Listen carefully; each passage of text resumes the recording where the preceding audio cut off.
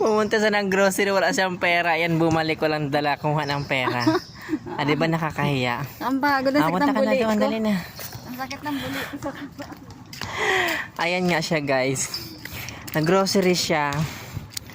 Pumunta siya ng grocery, wala siyang pangbayad. Iniwan niya yung pera doon sa ref. So ngayon, sinalubong ko siya para iabot yung pera kasi ando na siya sa grocery. Wala pala siyang pangbayad kasi hindi niya nakuha yung pangbayad doon sa ref. O, di ba nakakatawa? Nagpagod pa siya, pati ako hiningan. Ay tinakbo ko doon yung pera. So yan na nga. Yan na ang kwento niya ngayong araw. So ang init-init pa naman ngayon. Nakakainis. Ah, di ba? Ano nangyari sa kanyang buhay niya ngayon? Napagod siya na walang kwenta. Ay, naku po. Ang hirap pag tumatanda na.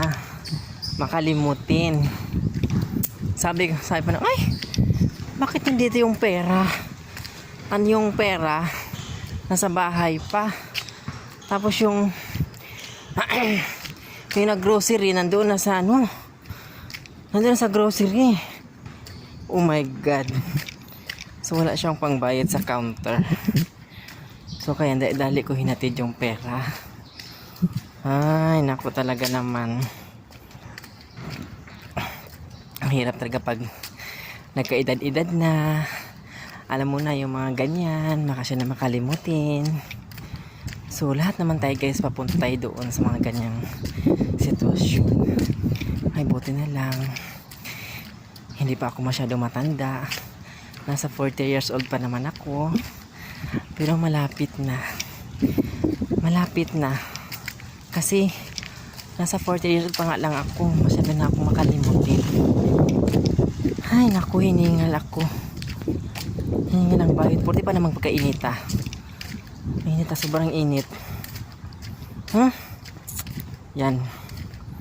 Yan ang nangyari sa amin ngayong linggo. Siguro dahil sa pagod na rin kaya nakalimutan niya ang pera. Basta umalis na lang siya na wala siyang pera kasi nga kagabi in town puyat kami.